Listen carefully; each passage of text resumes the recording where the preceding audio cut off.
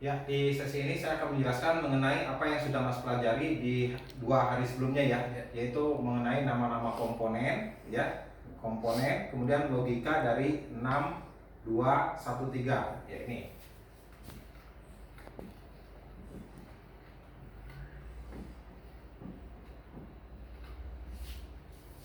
Yang dimaksud dengan logika 6, 2, 1, 3 adalah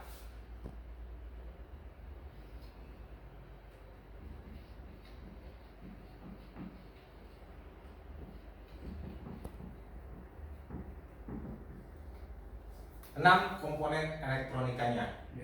Ada berapa Mas? Ada 6 6, apa saja? Kita bagi 2. komponen aktif sama komponen pasif. Ya, apa saja? Komponen aktifnya itu ada unit IC, dioda, sama transistor. Oke.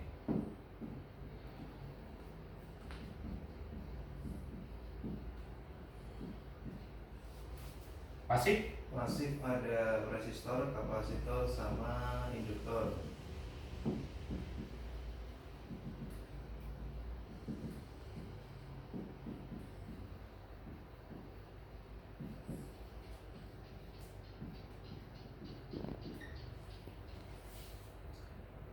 Sudah paham mengenai lambang-lambangnya? Sudah. Sudah, oke.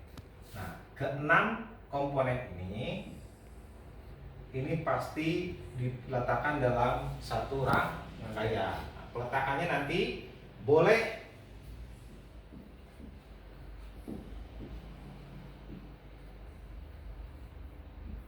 seri atau paralel. Nah, setiap komponen nanti punya fungsi sesuai dengan posisinya masing-masing. Jadi kita jangan terjebak di sini kalau misalkan menyebutkan apa fungsi resistor, hambatan. Dipasang terhubung ke ground disebut juga sebagai hambatan. Dipasang dengan sumber tegangan yang ada di atas jalur yang akan diberikan tegangan disebutnya juga sebagai hambatan. Tidak begitu. Jadi nanti di sini setiap komponen punya posisi sesuai dengan punya fungsi sesuai dengan posisinya masing-masing. Ya. Keenam ini, ya, keenam komponen ini ada posisi seri dan paralel. Nanti keenam komponen ini digabung, ya, yang keenam komponen ini digabung dengan seri paralel nanti membentuk namanya satu grup unit, yaitu yang dinamakan dengan sirkuit atau rangkaian. Nah, saya contohkan seperti ini.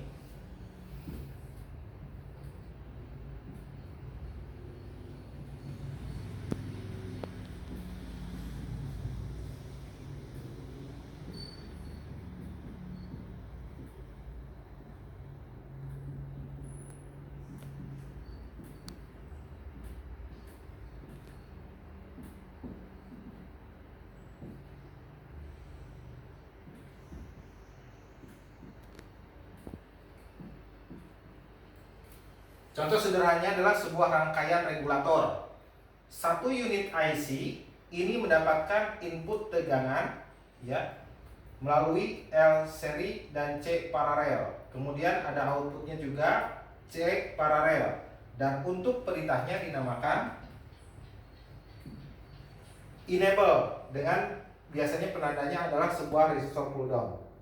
Nah, inilah yang disebut dengan satu grup unit. Artinya rangkaian terkecil di mana akan ada minimalnya satu buah IC yang didukung oleh komponen-komponen pendukungnya membentuk sebuah rangkaian dan mempunyai minimal satu fungsi. Nah, inilah logikanya, ya. Jadi kita belajar 10 hari. Apakah kita bisa untuk belajar elektronika dengan baik dan benar? Insya Allah bisa. Logikanya adalah selama 6 hari kita berkonsentrasi di 6 komponen ini. Jadi 6 hari kita betul-betul belajar satu komponen satu hari. No problem. Satu hari satu komponen. Mulai dari nama, bentuk, fungsi, kemudian satuannya, kemudian dia diletakkan dalam rangkaian seperti apa, seri paralel, fungsinya apa, kemudian bagaimana cara mengukurnya. Itu 1 hari. Jadi dalam 6 hari, insya Allah kita bisa menguasai komponen-komponen elektronika, ya. Kemudian hari berikutnya, hari ke-7, kita akan bagaimana sebuah rangkaian itu digabung dalam sebuah grup unit. Kemudian setelah digabung, ini harus diberikan unsur terakhir.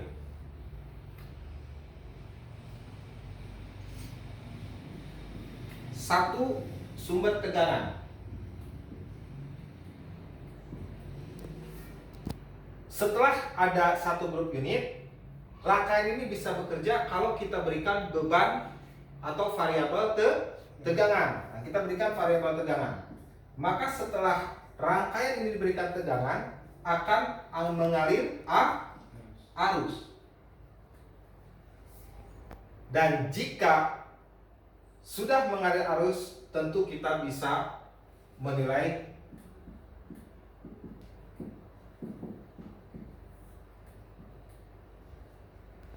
yang ada dalam suatu rangkaian adalah ketika rangkaian tersebut dialiri listrik, arus listrik, maka akan terjadi perputaran arus. Nah, perputaran arus ini nanti ditentukan oleh nilai hambatan. Kita memiliki rumus, jika hambatannya besar maka arusnya mengecil, dan jika hambatannya mengecil maka arusnya membesar. Oke. Kita close dulu untuk bagian ini. Jadi nanti jangan khawatir untuk belajar di elektronika dasar. Apakah dengan waktu 10 hari kita bisa? Insya Allah bisa, ya. Itu hardware, software.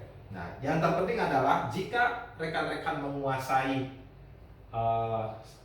elektronik rangkaian yang terkecil yang saya namakan dengan istilahkan grup unit. Istilah ini hanya ada di kami, yaitu grup unit, adalah untuk mempermudah bagaimana sebuah rangkaian terkecil bekerja, kita bisa aplikasikan ke rangkaian yang lebih besar.